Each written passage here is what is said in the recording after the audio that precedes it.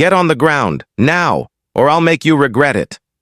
Those were the first words Sergeant David Rourke shouted as his partner's flashlight cut through the dim parking garage and landed on a woman who hadn't done a thing wrong. "Before we go any further, I want to know where you're watching from. Tell me your city in the comments. Subscribe if you believe respect should never depend on color. And leave a like so more people hear this story now. Let's begin."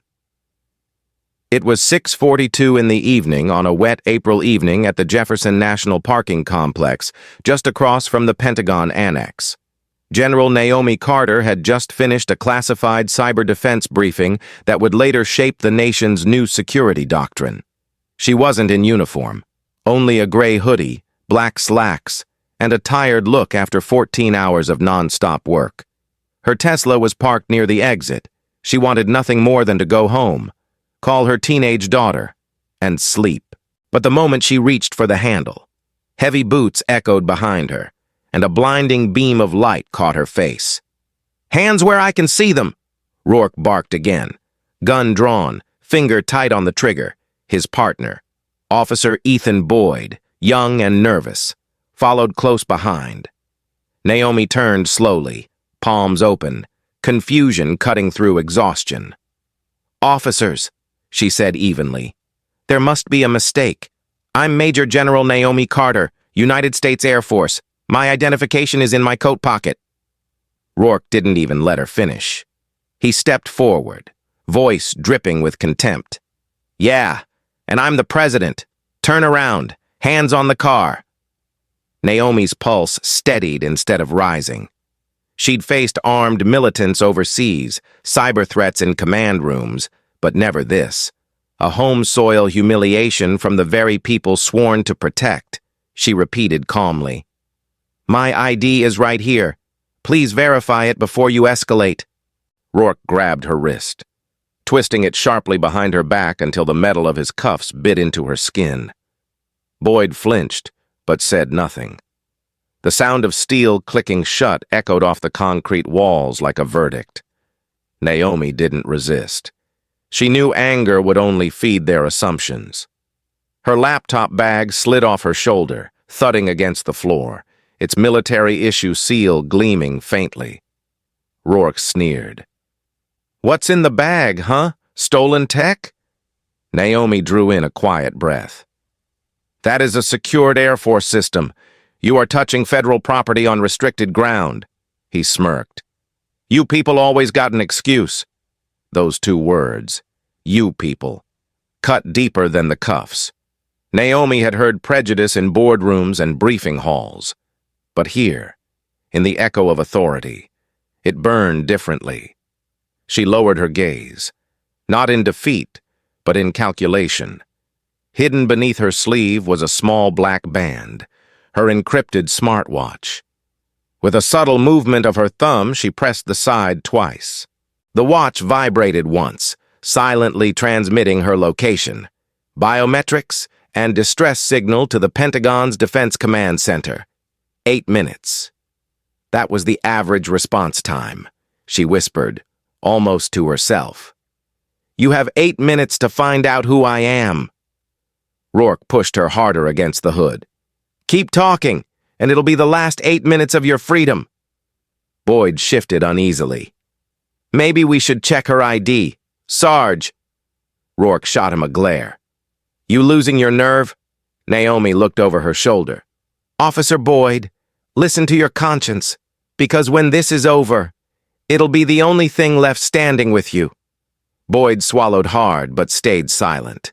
Rain dripped from the pipes overhead, tapping rhythmically like a clock counting down inside the Pentagon. A red light flashed on a monitor in the communications wing. Lieutenant Colonel Elena Brooks leaned forward. "Echo alert. General Carter, active distress," she said, her voice tightening. Colonel Marcus Hale spun from his desk. "Get me visual, now." Within seconds, surveillance feeds lit up. Cameras in the garage zoomed onto the scene. 2 officers, 1 woman restrained, and the unmistakable glint of a Pentagon-issued ID on the ground. "Deploy Protocol Delta," Hale ordered. Full authorization. Back in the garage. Rourke rummaged through Naomi's bag. He pulled out her laptop, running his fingers across the case marked Property of U.S. Air Force Cyber Command. What's this? Some fancy toy? Naomi's voice remained steady. Serial tagged and encrypted. If you open it, you're breaching national security. He laughed. You think I care? Naomi studied him quietly, memorizing his every move, the arrogance, the ignorance, the false confidence of power untested. Her heart didn't race, her training wouldn't allow it. Instead, she felt something colder. Disappointment. Sergeant, she said, you're standing on federal property within range of Pentagon cameras. If you don't stop, that uniform you're wearing will be a costume by morning. Rourke hesitated for the first time. He glanced toward Boyd, whose face had gone pale. From his radio came a sudden voice. Unit 214, confirm your status. We have inquiries from Defense Command requesting identification verification. Rourke froze. Boyd stammered. They're calling from the Pentagon. Sarge. Naomi spoke softly, almost kindly. I told you. 8 minutes. For a moment, no one moved. Then the distant echo of boots thundered through the garage entrance, measured, coordinated, unmistakably military. Boyd's breath quickened. Rourke's hand slipped from her shoulder. Naomi stood taller, cuffs still on, dignity unshaken. You're about to meet the people who actually outrank you, she said, and when Captain Luis Moreno's voice boomed, Federal Military Police, step away from the detainee. The color drained from Rourke's face. Naomi exhaled slowly, her composure never breaking. 8 minutes had passed. The signal had been answered. And before the night was over. Those 8 minutes would end 2 careers and change an entire department forever. When the alert flashed red inside the Pentagon's Defense Command Center, the room went from quiet to chaos in seconds. Lieutenant Colonel Elena Brooks was the first to recognize the code. Echo alert. General Naomi Carter. Level 1 distress, she said, her voice sharp but controlled.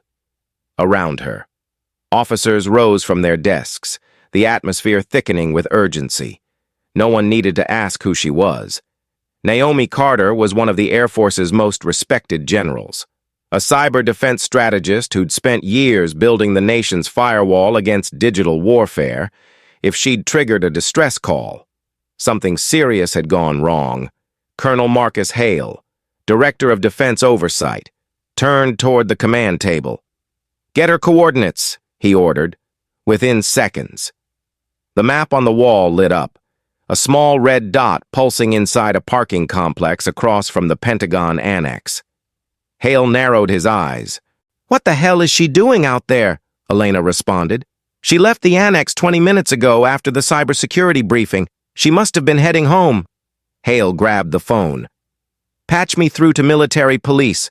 Captain Luis Moreno's unit. Tell them to move now.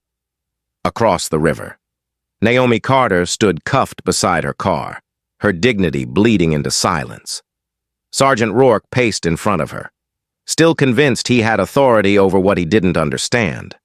Officer Boyd stood nearby, his eyes darting nervously toward the exit, the weight of doubt sinking heavier by the second.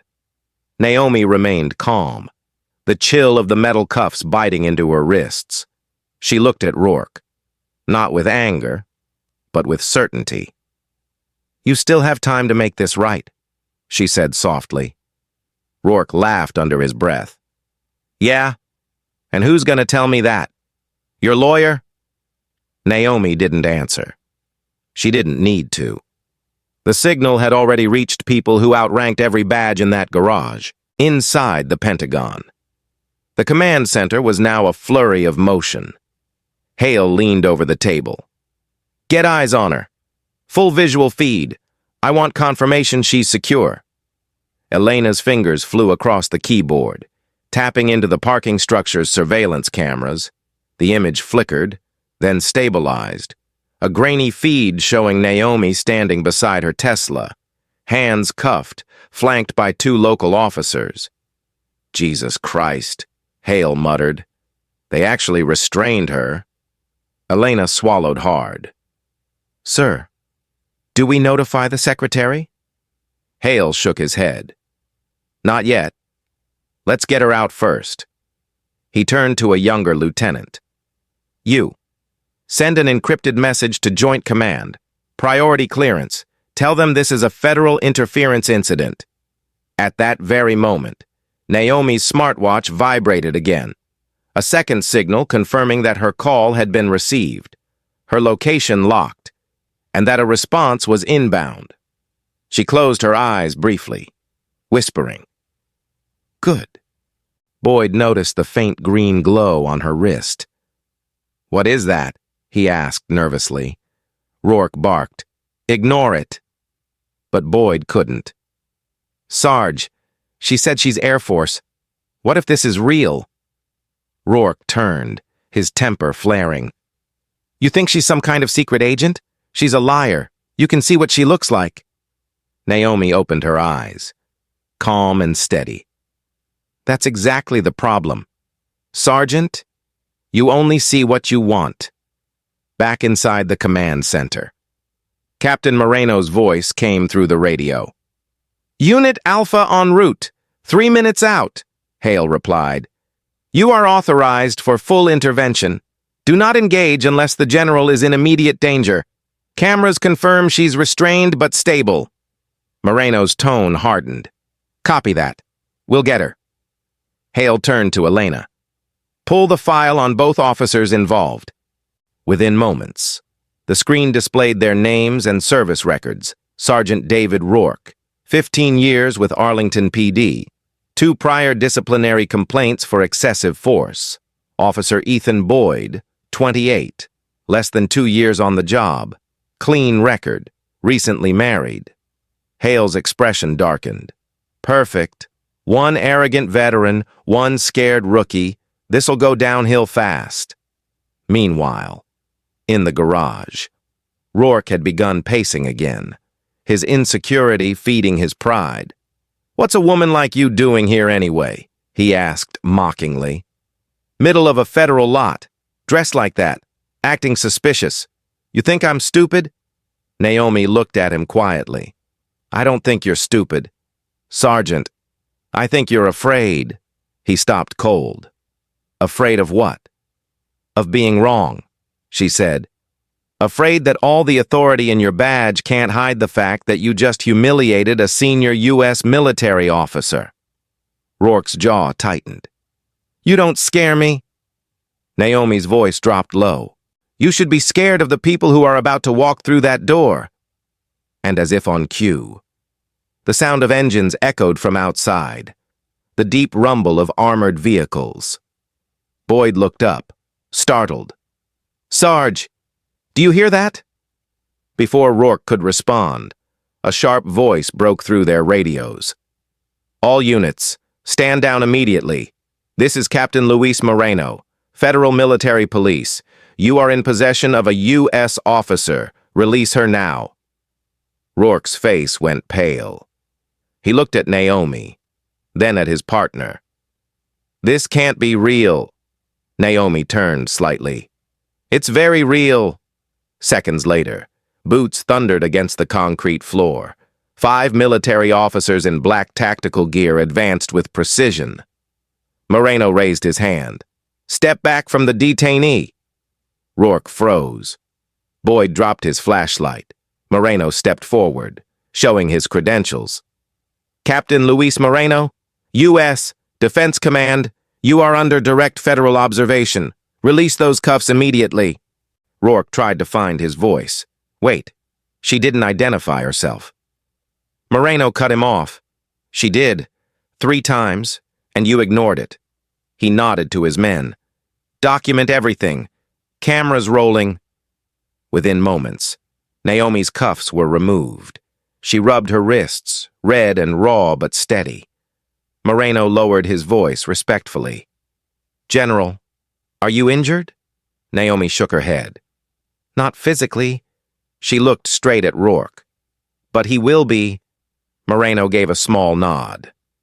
Understood. He turned toward his comms. General secure. Begin transfer to command vehicle. Naomi exhaled slowly. Years of composure holding her upright. She didn't look triumphant, only resolved. Back inside the Pentagon. The live feed showed her walking calmly toward the elevator with Moreno at her side. Elena whispered, "She's safe." Hale leaned back, his expression unreadable. "Safe isn't enough," he said quietly. They crossed a line on federal ground. He stood, straightened his jacket, and added, "We're opening an inquiry first thing tomorrow. I want both those officers on record by sunrise." As Naomi stepped into the armored vehicle, Moreno handed her a secure satellite phone. "Defense Command is on the line. Ma'am." She took it, her voice composed. "This is General Carter. Situation contained, no injuries, local law enforcement misconduct confirmed." The reply came instantly. "Understood. General, you'll have full support. The Secretary's office has been notified." Naomi hung up, her mind already moving forward. She knew this wasn't just about her. It was about the system that had allowed two men to treat her like a threat instead of an officer. Outside. The rain began to fall harder, streaking across the windshield as the convoy pulled away from the garage. Inside. Naomi sat quietly, her reflection caught in the glass. A woman who had given her country everything, only to be questioned by its ignorance. She whispered to herself, 8 minutes. That's all it took to show what's broken. And miles away, in a room full of glowing screens, Marcus Hale watched her on the monitor and said to no one in particular, 8 minutes to make history, and 8 more to end 2 careers. That night, the Pentagon didn't sleep. Calls went out to the Department of Justice, the Air Force Legal Office, and Arlington's Chief of Police. By midnight, reports were drafted, footage secured, and every second of that garage incident stored in multiple classified drives. The message was clear. When you humiliate a general, you don't just insult a person, you challenge an entire system that's no longer willing to stay silent. And for Sergeant Rourke and Officer Boyd, the longest night of their lives had just begun. The elevator doors opened to the sound of boots, radios, and clipped voices echoing off the Pentagon's underground corridor. The convoy had arrived, and for the first time that night, General Naomi Carter stood without the cuffs that had bruised her wrists. She walked beside Captain Luis Moreno, her posture steady but her silence heavy. He could see the tension in her face, not rage, not fear, but the controlled fire of someone who had spent her entire life earning the right to be respected, only to be treated like a suspect. "Ma'am," he said quietly, "Colonel Hale is waiting upstairs." Naomi nodded, her tone low. "Good. The sooner we face this, the better." Upstairs, inside the Defense Oversight Operations Room, the air was thick with controlled fury. Colonel Marcus Hale stood near the monitors, showing replay footage of the incident.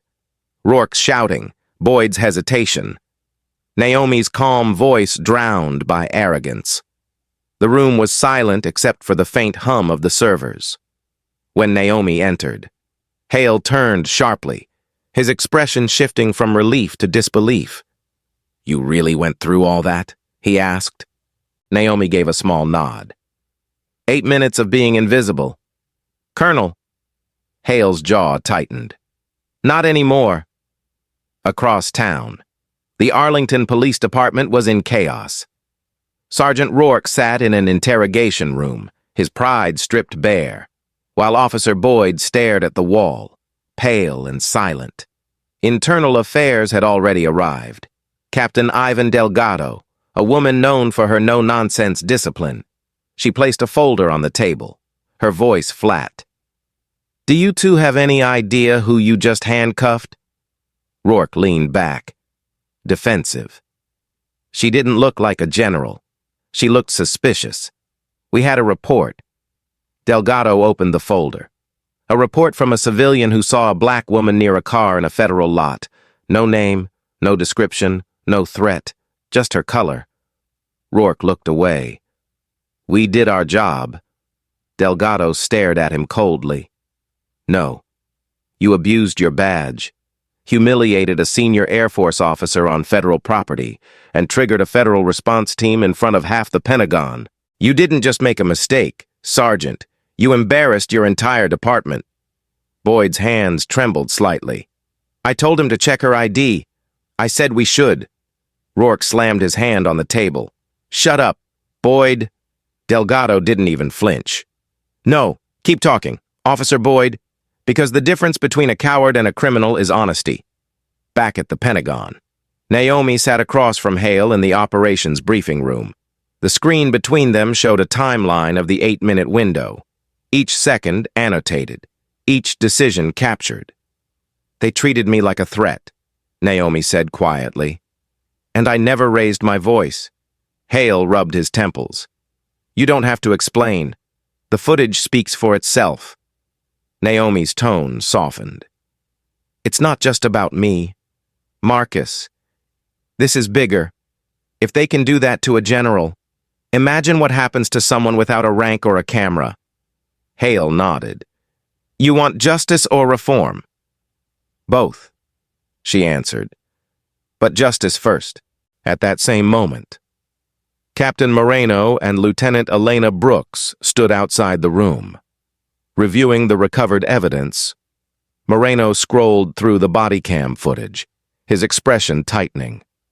They mocked her, ignored every identification attempt. This wasn't a misunderstanding. It was contempt. Elena crossed her arms. And you can hear it in his tone. You people. The arrogance is the same every time. She exhaled deeply. We've seen this before, just never this close to home. Moreno looked up. This time it's not getting buried. Meanwhile, news had already begun to leak. A defense communications intern, unaware of classification, had sent a short encrypted message to a colleague that read, Pentagon general assaulted by Arlington cops. Within an hour, journalists were calling, rumors spreading through social media. By the time dawn broke, the footage would be impossible to contain. But right now, the Pentagon's focus was clear. Contain the situation, secure Naomi's statement, and prepare for fallout.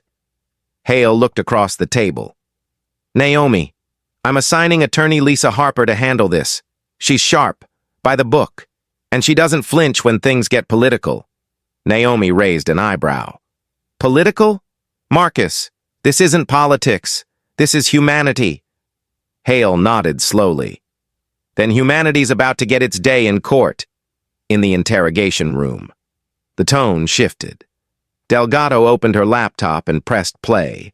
The grainy video played across the wall, the sound of Rourke yelling, the glint of Naomi's ID on the floor, the cruel phrase, You people think you can talk your way out of anything. When it ended, Delgado didn't say a word. She just let the silence work. Boyd's eyes welled up. I didn't mean for it to go that far. Rourke said nothing, his face blank, but his breathing heavy. Delgado finally spoke. You said she didn't look like a general. Tell me, Sergeant, what does a general look like to you? He didn't answer. She leaned forward. You know what's coming, right? Federal review, termination, maybe charges. You had 8 minutes to listen and you didn't. Now, it's your turn to stay silent. Naomi, meanwhile, was being escorted to the Pentagon's legal command wing. She had declined medical attention, but her wrists still bore red marks as she walked through the corridor. Younger officers glanced her way, whispers following her steps, not pity, but awe. They knew her story already. They had seen her in briefings, read her reports, heard her speak about duty, about grace under pressure. Now she was living her own lesson. When she entered the room, Attorney Lisa Harper stood waiting, a thin stack of papers in her hand. General Carter, I'm here to handle the statement and coordinate with DOJ. Naomi sat down, posture straight. Good. But let's skip the speeches. We both know this isn't just about two officers. It's about the culture that raised them. Harper nodded. And it's about to be on every screen in America. Colonel Hale entered a moment later. The Pentagon has officially notified Arlington PD. Their chief will be here within the hour. Naomi's voice was calm. Then let him see the footage before he apologizes. Hale sighed. He won't apologize. He'll defend them. That's how it always starts. Naomi's eyes met his. Then we'll finish it differently this time. Across town. Chief Robert Harlan sat in his office, watching the footage for the first time. His face was pale. He knew immediately this couldn't be hidden. The Pentagon had already contacted the governor, and federal prosecutors were circling. "Get me Rourke on the phone," he barked. But it was too late. The internal investigation had already begun, and a press inquiry had been filed, back at the Pentagon. Naomi stood by the large window overlooking the Potomac River. The city lights reflected faintly on the glass. The same city she had served for 25 years. The same streets where she was now forced to defend her own dignity. "It's strange," she said quietly to Harper. "We train for every threat imaginable, except the one that wears a uniform like ours." Harper replied softly. "That's about to change." Naomi turned away from the window. "No, we're going to make sure it changes." At 2:37 in the morning, the Pentagon issued a preliminary statement. A senior Air Force official was unlawfully detained by local law enforcement. The matter is under federal investigation. The world didn't yet know her name, but by morning, they would, in that moment. As Naomi sat back down, exhaustion pressing at her temples, she whispered to herself, 8 minutes. That's all it took to expose what's been hiding for decades.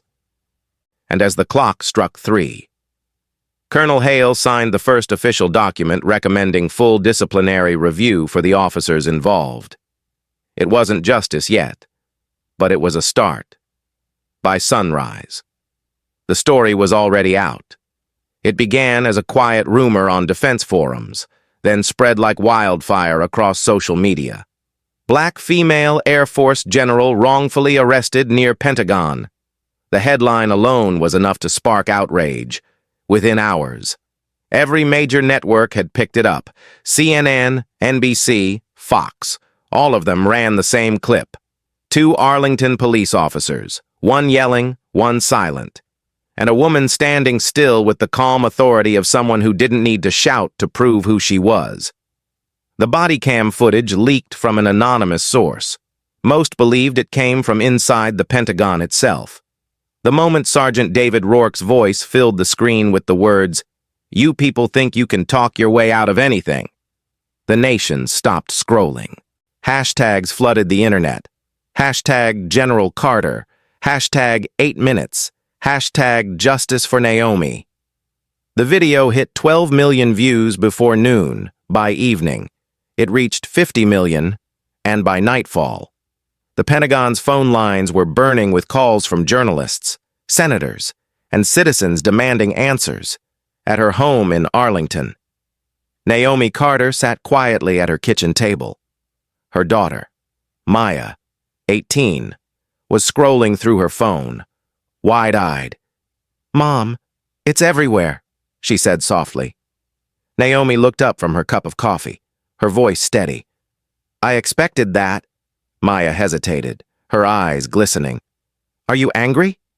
Naomi shook her head. "No, sweetheart, anger makes noise. I want change to make impact." Maya nodded slowly, but the pain in her eyes spoke louder than words. For her, this wasn't just about race or power. It was about watching the strongest person she knew be treated like a stranger in the country she served. At the Pentagon, Colonel Marcus Hale and Attorney Lisa Harper were already in the Situation Room, surrounded by screens showing news coverage, live tweets, and political statements. It's spiraling, Hale muttered. Every outlet's got it, even international press. Harper flipped through her files, calm as always. Then we don't run from it. We face it. Hale exhaled. You know the White House is watching? Harper nodded. Good. Maybe it's time they do. Across town. Chief Robert Harlan of the Arlington Police Department stood in front of reporters, his eyes heavy and his voice rehearsed. We take this matter seriously, he said, reading from a statement. An internal review is underway. We ask the public for patience. But the public wasn't patient. They'd seen the video. They'd heard the arrogance, and they weren't going to let it fade like every other scandal. Behind the cameras. Harlan's phone buzzed non-stop. Messages from the mayor, the governor, and the Department of Justice. He knew what was coming. There was no spin strong enough to bury this one.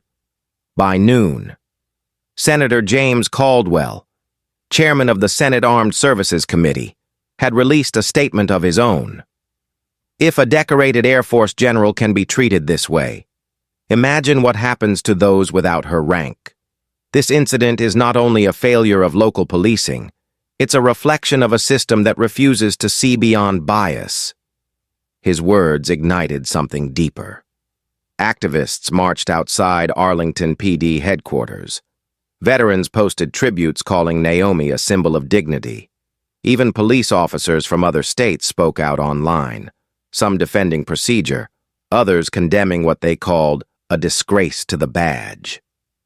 Meanwhile, Naomi's phone buzzed endlessly with messages, some supportive, some hateful. She read only one out loud to herself. You represented all of us who stay silent when we should stand tall. She smiled faintly, then closed her phone. She didn't need applause. She needed accountability. She called Lisa Harper. How bad is it? Lisa's voice came steady through the line. Bad enough to change policy. You're trending in 32 countries. Arlington PD is under federal investigation. DOJ's Civil Rights Division just opened a file, and the governor wants to meet you tomorrow morning. Naomi paused. Then let's make it count. At the police precinct, chaos reigned. Rourke was suspended pending investigation. Boyd had been placed on leave. Reporters camped outside, shouting questions as officers slipped in and out of the building. Inside, Rourke sat in the locker room, head buried in his hands. They're making me out to be a monster, he muttered. Boyd, sitting nearby, didn't answer. He just stared at the floor. I told you to check her ID. Boyd finally said. Rourke snapped. You think it would have mattered? She had an attitude. Boyd looked at him, his voice shaking. She had composure. There's a difference. Rourke glared. You gonna turn on me too? Boyd stood up slowly. No, Sarge. I already did. By evening, Naomi was back at the Pentagon, meeting with Hale, Harper, and Captain Moreno. The walls were lined with live news feeds, and the weight of history hung in the air. Hale handed her a folder. These are the formal charges being filed against the officers: unlawful detainment, violation of federal jurisdiction, and conduct unbecoming of duty. Naomi didn't open the folder. And the department? Hale hesitated. Internal review. Chief Harlan's under scrutiny for mishandling prior complaints against Rourke, Harper added. The DOJ's review could strip their federal funding if bias is proven systemic. Naomi nodded slowly. Then we don't just fix one department. We fix the system. At 8:30 in the evening, Naomi agreed to make a public statement. Reporters filled the press room, cameras flashing as she stepped up to the podium in full uniform, her medals gleaming under the lights. For a long moment, she said nothing. The silence felt intentional, powerful. Then she began. I am not here as a victim. I am here as an officer who believes in accountability. I was detained for existing in a space I had every right to be in. I did not resist. I did not raise my voice. And yet, I was treated as if my service, my rank, and my humanity didn't exist. But this is not just about me. It's about every person who doesn't get the chance to call for help. I did. They didn't. And that is what needs to change. Her voice didn't tremble. It didn't need to. Every word landed like a gavel. When she finished, the room was silent for several seconds before reporters erupted with questions. But Naomi didn't stay. She stepped down, nodded to Lisa, and walked out through the side door. Outside, a small crowd of veterans saluted as she passed. She returned the gesture with quiet grace, then got into her car. Inside, the sound of her own breathing filled the silence. That night, news anchors replayed her statement on loop. Analysts debated what it meant for race, gender, and authority in America. Some called her a hero.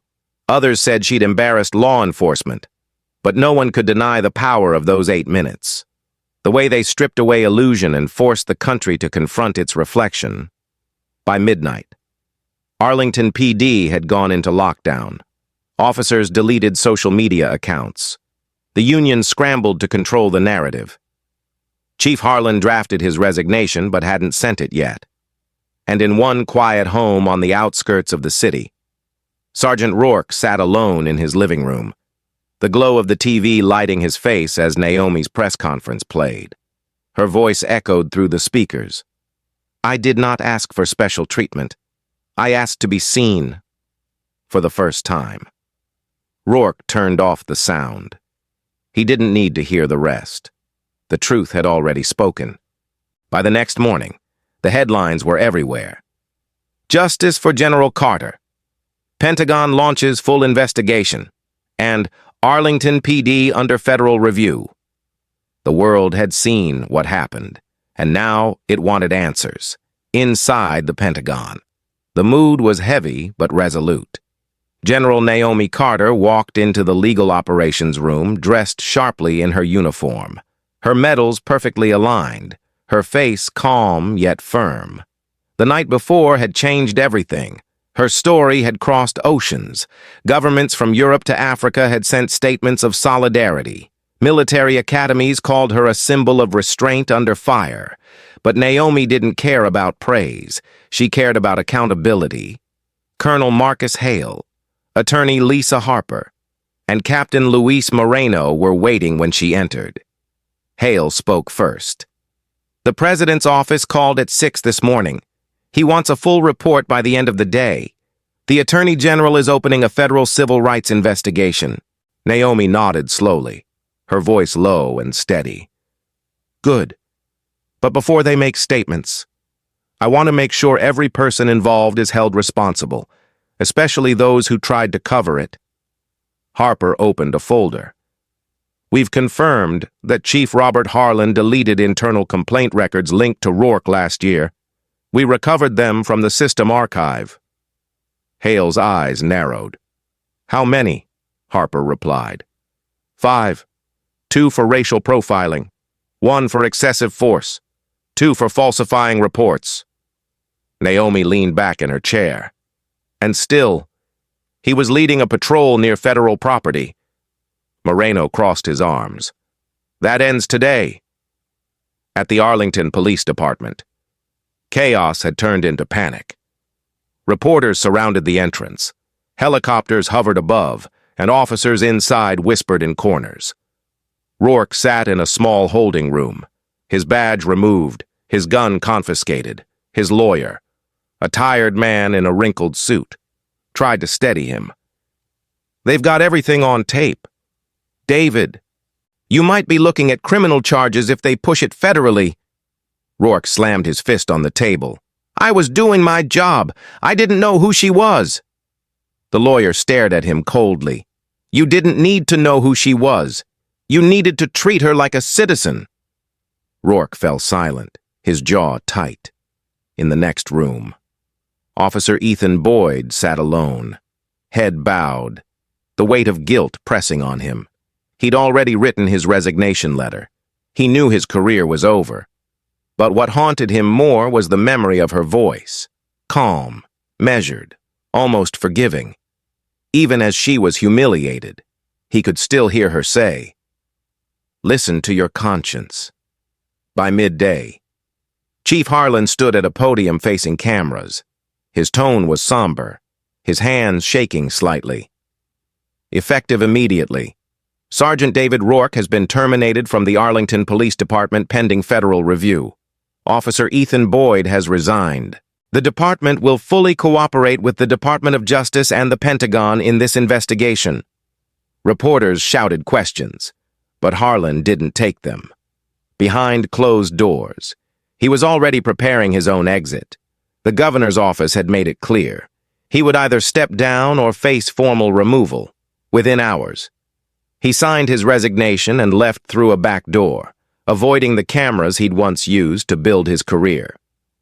Back at the Pentagon, Naomi and Harper sat with representatives from the Department of Justice.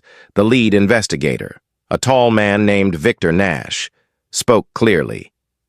"General, this investigation will be public. Are you prepared for that?" Naomi replied without hesitation. "I've been public my whole life, Mr. Nash. The difference is, this time the truth will be too."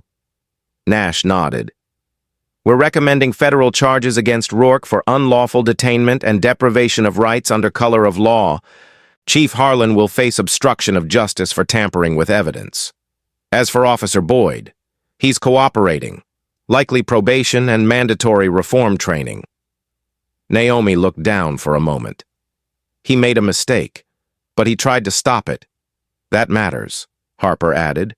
"Your testimony will be central to this case." Naomi nodded. "Then I'll tell them what they need to hear, not to destroy careers, but to rebuild integrity."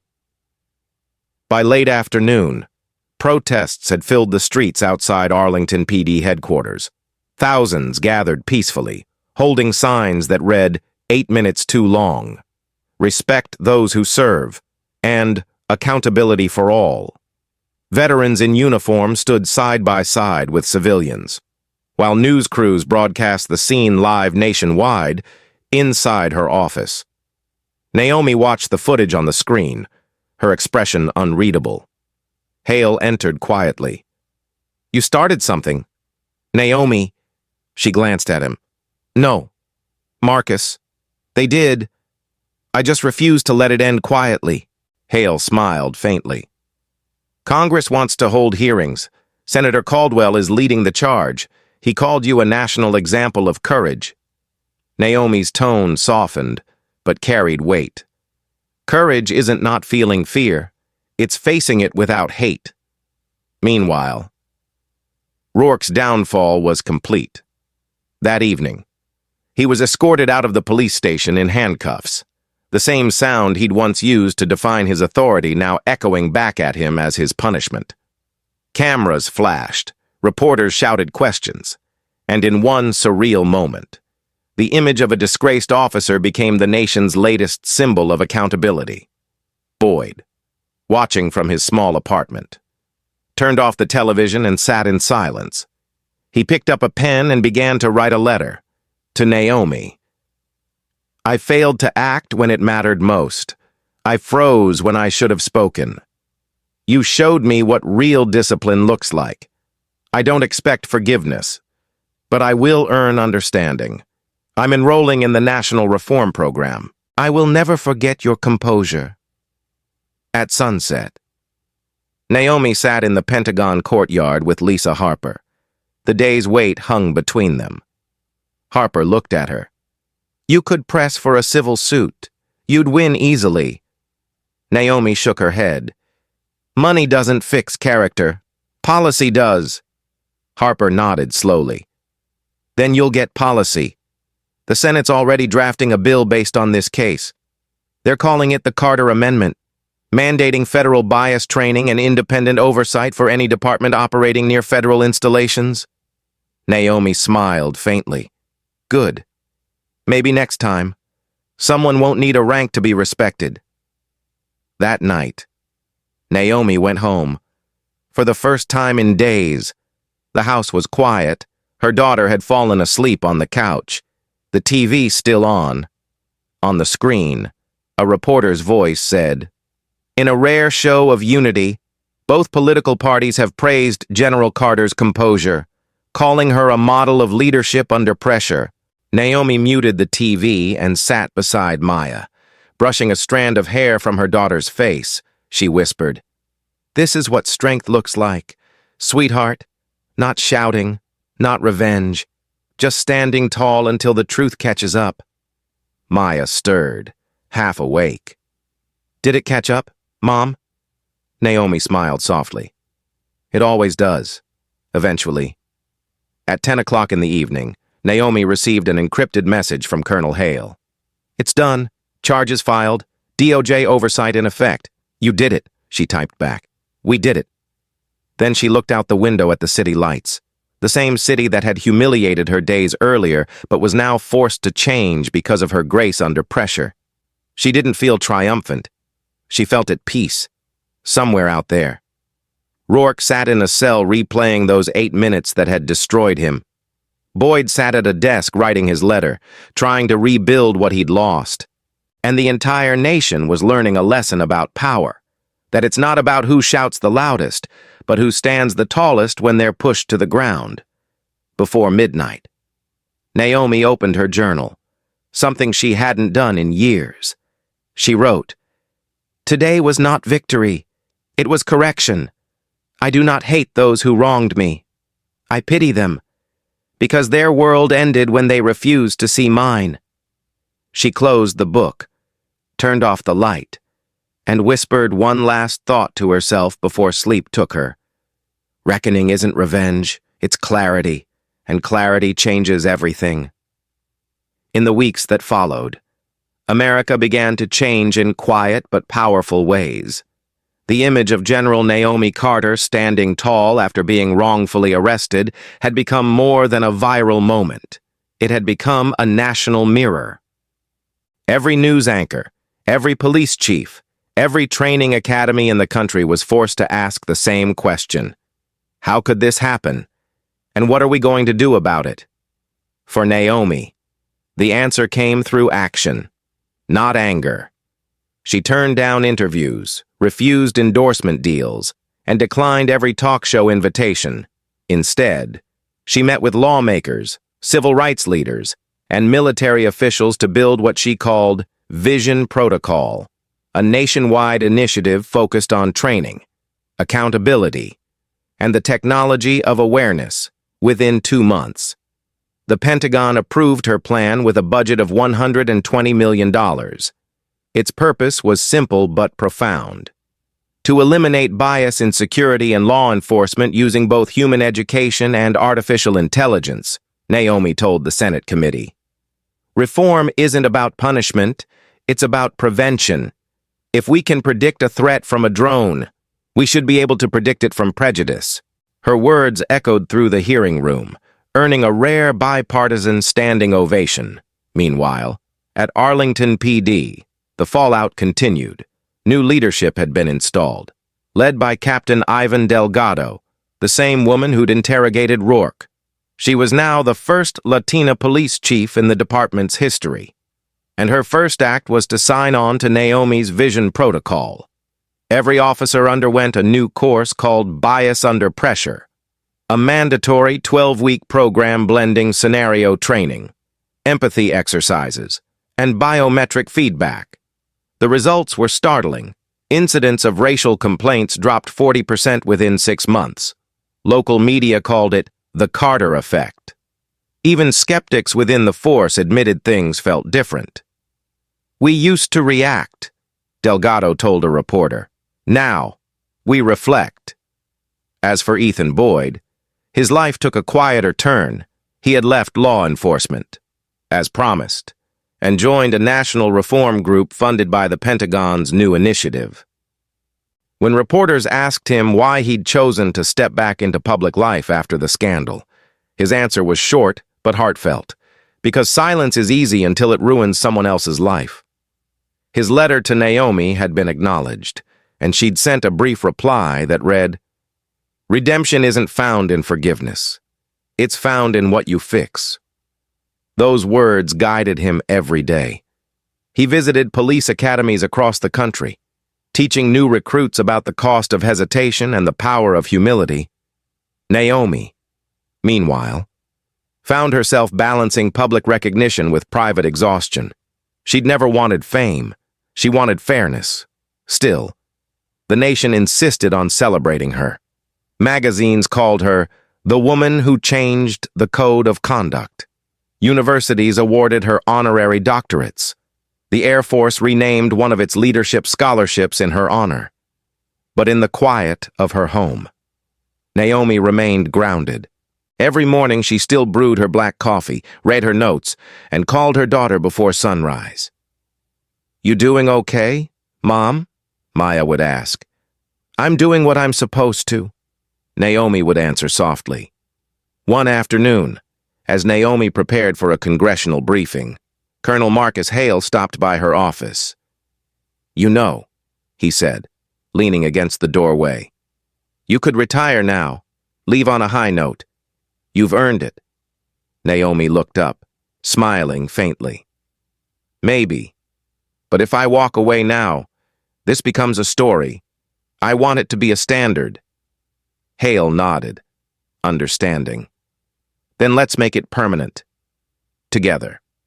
They finalized the framework for the Carter Act, a federal law requiring all police departments working near federal facilities to maintain transparent training records, mandatory bias audits, and public access to disciplinary history. When it passed in Congress 3 months later, Naomi didn't celebrate. She simply said, "Now we begin." That same week, Naomi received an unexpected visitor. Ethan Boyd requested a meeting, not as a former officer, but as a reformed one. He stood in her office, nervous, hands clasped. "General," he said quietly, "I've been speaking to cadets around the country. I tell them what I saw, what I didn't do. I don't excuse myself. I explain myself, because they need to know what cowardice looks like before they wear a badge." Naomi studied him for a moment before replying. "Good. Then you're finally serving the right cause." Boyd nodded, emotion in his eyes. "Thank you for not destroying me." Naomi smiled gently. "You destroyed yourself. I just gave you a reason to rebuild." As spring came to Washington, Naomi's initiative had spread to 20 states. Training centers began using real-time empathy simulations, virtual scenarios designed to measure how quickly officers jumped to conclusions. Data showed improvement nationwide, yet Naomi refused to call it success. "Success isn't measured by numbers," she told a Pentagon reporter. "It's measured by the moments when someone chooses to see before they act." One late evening, Naomi returned to the same Jefferson garage where it had all begun.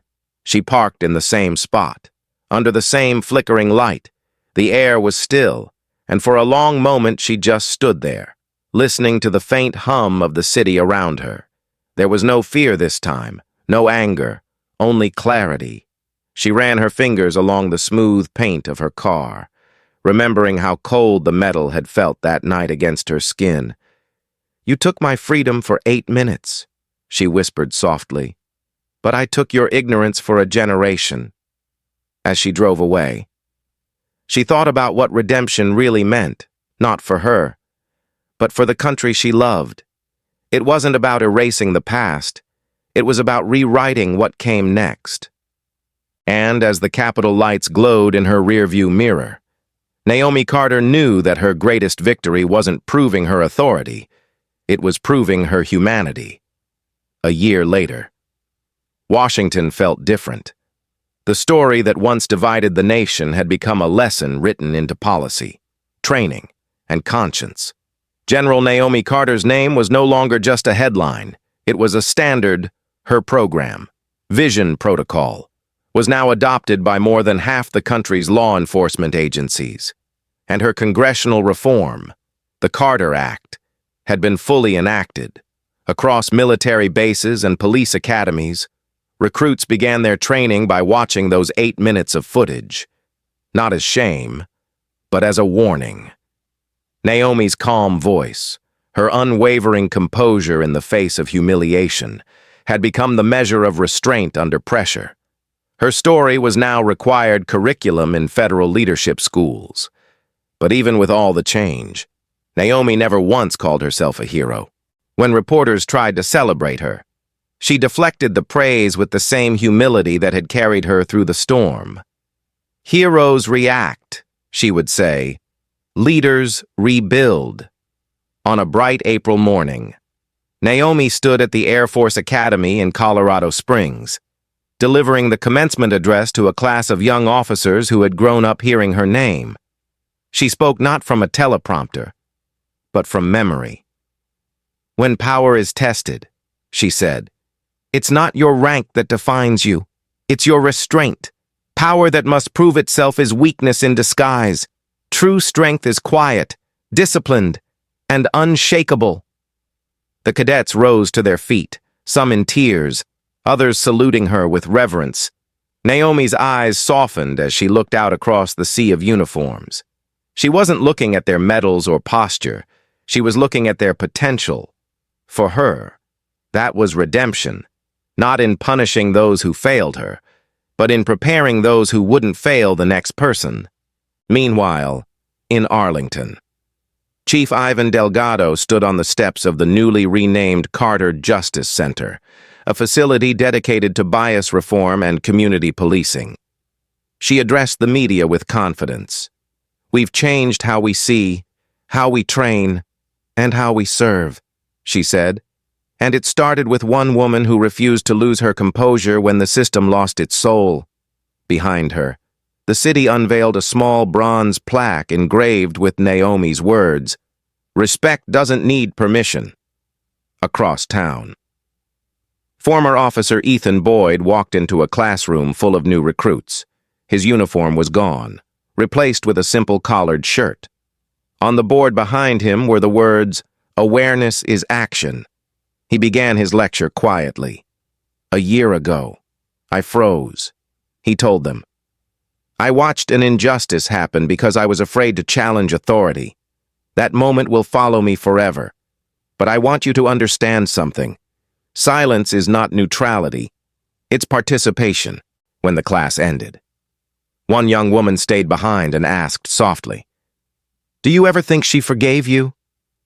Boyd paused for a long moment, then said, "Forgiveness wasn't the point. Growth was." For Naomi, peace came not from awards or recognition, but from simplicity. She'd stepped back from active duty, serving now as a senior advisor to the Department of Defense on ethical command strategy. Her home was filled with the same quiet she had once longed for. Each morning, she walked by the Potomac River before sunrise, reflecting on the year that had changed her life, and her country's, her daughter, now in college, often joined her, sometimes walking in silence, sometimes asking the questions only youth can. "Do you think it's really over, Mom?" Maya asked one morning. Naomi smiled faintly. "Injustice never ends," she said softly, "but awareness keeps it from hiding." Later that spring, the Senate honored Naomi with the Medal of Civic Integrity, the highest civilian award for service to justice. She accepted it in a modest ceremony, attended by lawmakers, veterans, and ordinary citizens whose lives had been touched by her story. When she stepped to the podium, she said only a few words.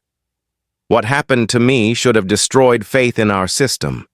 Instead, it rebuilt it, because the power of dignity is stronger than the weight of discrimination.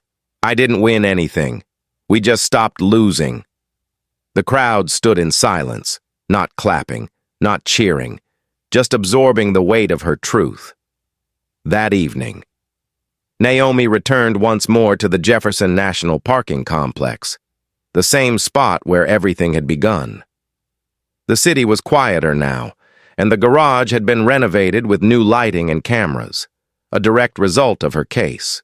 She parked in the same space, stepped out, and walked toward the column where she had once been forced against cold concrete. For a long time, she stood there, her reflection faint in the metal surface of her car. She traced the line where the paint had once scraped her wrist, now smooth, now whole.